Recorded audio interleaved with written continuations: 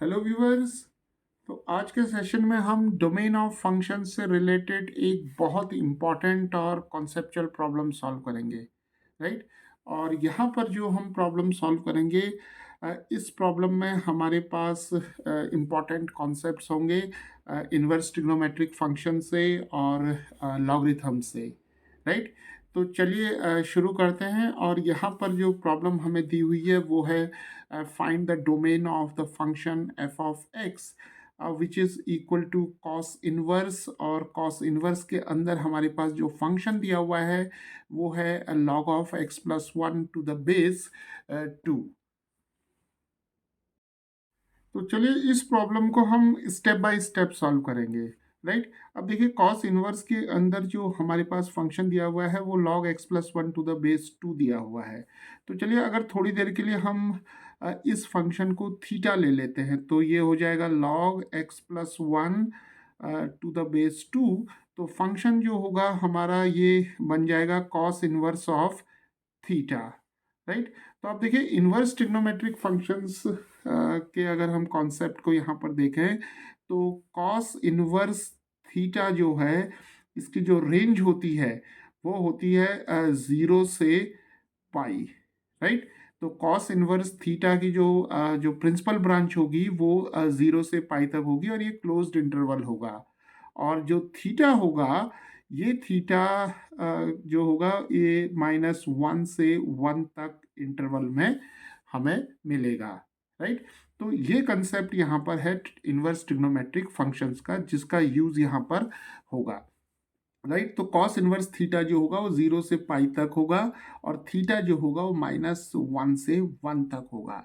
तो हम यहाँ पर ये कह सकते हैं कि जो थीटा हमारे पास दिया हुआ है ये -1 से 1 तक है। तो हम इसे इस तरीके से लिख सकते हैं कि theta lies between -1 and 1, right. तो अब देखिए थीटा की वैल्यू हम यहाँ से log of x plus 1 to the base 2 यहाँ पर सब्सटीट्यूट करते हैं तो देखिए ये इनइक्वालिटी मिल गई अब हमें। तो log यहाँ पर आ जाएगा x प्लस 1, ये 2 हो जाएगा और ये 1 आ जाएगा, राइट। तो देखिए कैसे हमने इनवर्स ट्रिग्नोमेट्रिक फंक्शंस का यूज करके हमने यहाँ पर ये इम्पॉर्टेंट इनइक्वालिटी को जो है फॉर्म कर लिया है। तो सबसे पहले हमने यहाँ पर क्या किया कि इन्वर्स ट्रिग्नोमेट्रिक फंक्शंस में जो कॉस इन्वर्स फंक्शन है इसका कॉन्सेप्ट यूज़ किया, राइट। अब देखिए इस इनइक्वालिटी को सॉल्व करने के लिए हमें लॉगरिथम्स के कुछ कॉन्सेप्ट्स का यूज़ करना पड़ेगा। और यहाँ पर सबसे इम्पॉर्टेंट बात जो ध्यान देने वाली है वो है कि बेस यहाँ पर 2 दिया हुआ है, राइट। तो हम क्या करेंगे कि इस इनइक्वालिटी का जो हर एक टर्म है इसको 2 की पावर में हम रेज करेंगे, राइट। तो हम यहाँ पर ये कह सकते हैं raising each term to the power of 2, right. तो ऐसा क्यों कर रहे हैं अभी हम इसका कॉन्सेप्ट देखते हैं। तो 2 की पावर में हम इन तीनों टर्म्स को ले जाते हैं तो ये आ जाएगा हमारे पास यहाँ पर 2 की पावर -1 और 2 की पावर लॉग यहाँ पर आ जाएगा हमारे पास बेस 2 हो जाएगा और ये हो जाएगा हमारे पास x प्लस 1 और यहाँ पर आ जाएगा 2 की पावर 1, राइट। तो अब देखिए यहाँ पर हमने हर एक टर्म को एक्सपोनेंशियल फॉर्म में लिखा। और एक्सपोनेंशियल फॉर्म जो होती है जो फंक्शन होता है वो इंक्रीजिंग फंक्शन होता है। ये एक बहुत इंपॉर्टेंट कॉन्सेप्ट है जो कि हमारे पास इंक्रीजिंग एंड डिक्रीजिंग फंक्शन से मिलता है हमें, राइट। तो अगर हम इन तीनों टर्म को एक्सपोनेंशियली हम इसको रेस करेंगे पावर के फॉर्म में लिखेंगे और यहाँ पर जो बेस होगा हमारे पास उसी की पावर में लिखेंगे। ये एक इम्पॉर्टेंट बात है। अगर यहाँ 2 की जगह 3 होता या कोई और नंबर होता तो हम उसे फिर उसी नंबर की पावर के फॉर्म में लिखते। तो राइट, तो ये इंक्रीजिंग फंक्शन होता है एक्सपोनेंशियल फंक्शन, तो इसलिए जो इनइक्वालिटीज की डायरेक्शन है वो चेंज नहीं होगी इसमें, राइट। तो यहाँ पर जो इनइक्वालिटीज की जो डायरेक्शंस हैं वो ऐसे ही रहेंगी, राइट। तो इस इनइक्वालिटी को सॉल्व करने के लिए जो स्टेप है, जो फर्स्ट स्टेप है वो यही है। तो चलिए आगे बढ़ते हैं अब। तो अब देखिए यहाँ पर हमारे पास ये इनइक्वालिटी इसे सॉल्व करना है और इसमें हमारे पास लॉग की टर्म है। और देखिए यहाँ पर हमारे पास 2 दिया हुआ है और यहाँ पर भी हमें 2 दिया हुआ है। तो यहाँ पर हम लॉग की एक इम्पॉर्टेंट प्रॉपर्टी यूज़ करेंगे, और वो प्रॉपर्टी ये होती है कि अगर ए की पावर लॉग ए एक्स, यानी कि ए की power log X to the base A है, और एक्स जो है एक पॉजिटिव रियल नंबर है, पॉजिटिव रियल नंबर है, तो ए की power log X to the base A जो होगा वो हमेशा एक्स के बराबर होगा। तो यहाँ देखिए, अगर हम इस टर्म को देखें तो यहाँ 2 है, यहाँ भी 2 है हमारे पास, तो यानी कि a की वैल्यू 2 हो गई, और x की जगह यहाँ x प्लस 1 है। तो यहाँ पर अभी हम एक और इनिक्वालिटी फ्रेम करेंगे जो हमने शुरू में नहीं की, कि x प्लस 1 जो है इसको 0 से ग्रेटर होना चाहिए, राइट। तो उसे हम बाद में देखेंगे।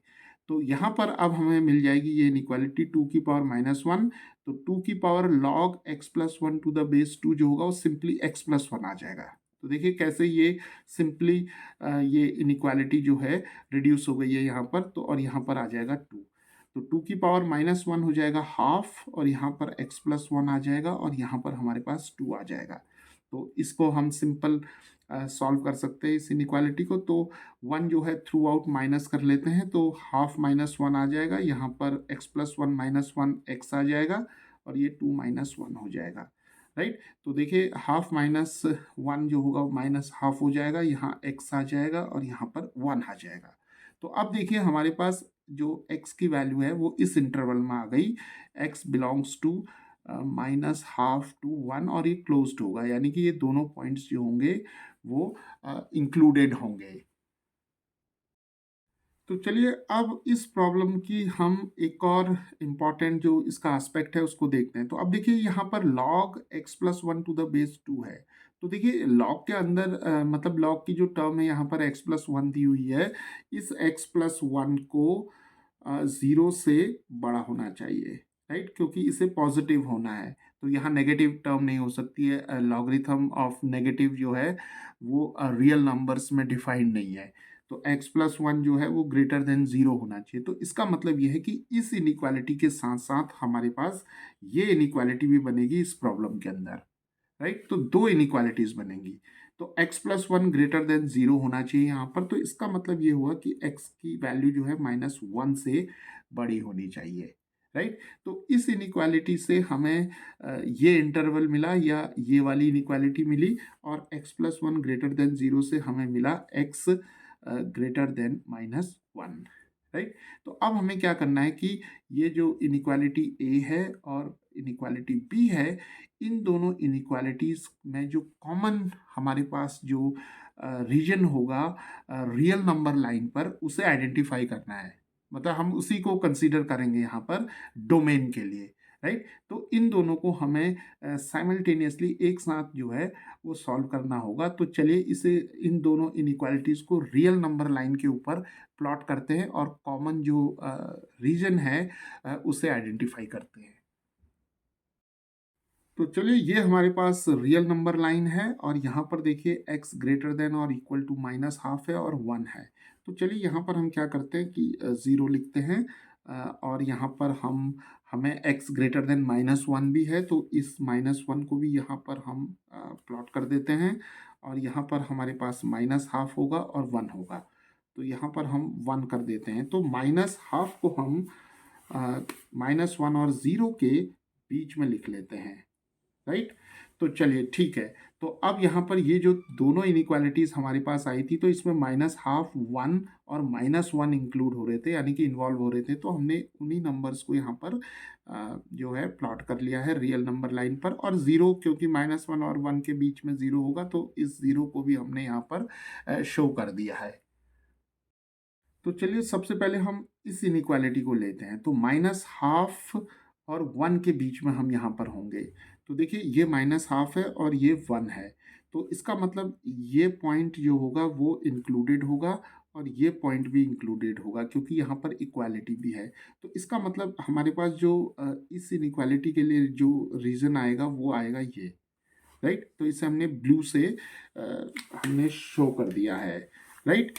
चलिए अब हम यहाँ आते हैं x ग्रेटर देन -1। तो देखिए ये -1 है, और यहाँ केवल ग्रेटर देन का साइन है, यानी कि इक्वालिटी नहीं है यहाँ पर, क्योंकि इक्वालिटी नहीं हो सकती है यहाँ पर। -1 नहीं होगा x, क्योंकि -1 + 1 0 हो जाएगा, तो log of 0 is not defined, right. तो यहाँ पर ये ओपन इंटरवल होगा, मतलब ओपन होगा यहाँ पर, इसको इंक्लूड नहीं करेंगे, और x ग्रेटर देन -1 है, तो हम जो होगा हम इस रीजन में रहेंगे, राइट। यानी कि x ग्रेटर देन -1, तो -1 से इन्फिनिटी तक हम जाएंगे, तो इसे हम इस तरीके से भी लिख सकते हैं, राइट। ओके, तो अब देखिए यहाँ ये ब्लू लाइन को देखते हैं और रेड लाइन को देखते हैं। तो ब्लू लाइन और रेड लाइन के बीच में देखिए केवल ये वाला जो पोर्शन है, ये वाला जो पोर्शन होगा, केवल यही कॉमन होगा, यानी कि -12 से 1 तक, राइट। तो हम इस रीजन को छोड़ देंगे और इस रीजन को भी यहाँ छोड़ देंगे, तो हमारे पास जो डोमेन आ जाएगी इस फंक्शन की, वो डोमेन जो होगी वो -12 से 1 तक ही रहेगी, राइट। तो डोमेन का मतलब है कि x की वैलिड वैल्यूज, जिसके लिए फंक्शन जो होता है सारी वैल्यूज के लिए डिफाइंड होता है, तो डोमेन जो होगा वो -12 से 1 तक हो जाएगा। तो इस फंक्शन के लिए डोमेन जो होगा वो -12 से 1 तक होगा। चलिए एक छोटी सी यहाँ एक्सरसाइज करते हैं कि देखिए हम -12 से 1 तक ले रहे हैं, तो इसका मतलब इस नंबर लाइन पर 1 से आगे जो होगा, मान लेते हैं x = 3, हम एक नंबर ले लेते हैं, राइट, जो कि हमारे डोमेन में नहीं होगा, राइट। तो यहाँ वेरीफाई कर लेते हैं कि जो डोमेन है वो केवल 1 तक होगा। तो x = अगर हम देखिए यहाँ 3 रख दें, तो देखिए हमें क्या मिलेगा, कॉस इनवर्स और लॉग, यहाँ पर 2 है, 3 हमने इसलिए लिया क्योंकि यहाँ पर हम इसे इजीली सिंप्लीफाई कर लेंगे, तो 3 + 1 क्या हो जाएगा, 4, तो लॉग ऑफ 4 आ जाएगा, तो लॉग 4⁻², तो इसे हम लॉग वाली टर्म को ऐसे लिख सकते हैं 2², राइट। तो 2 log 2⁻² आ जाएगा, तो log 2⁻² 1 हो जाएगा, तो ये हमें मिल जाएगा सिंपली 2, राइट। तो इसका मतलब हमें कॉस इनवर्स 2 आ जाएगा यहाँ पर। और जबकि हम ये कह रहे हैं कि जो यहाँ पर थीटा की वैल्यू है वो -1 से 1 के बीच में होनी चाहिए, और जबकि यहाँ पर हमें 2 मिल रहा है, तो इसका मतलब ये है कि x = 3 जो होगा वो इस फंक्शन के डोमेन में नहीं होगा। तो इस फंक्शन की डोमेन जो होगी वो -12 से 1 तक होगी। इसी तरीके से हम -12 से इस तरफ भी कोई पर्टिकुलर वैल्यू लेके हम यहाँ टेस्टिंग कर सकते हैं कि वो जो वैल्यू होगी वो डोमेन के अंदर नहीं होगी।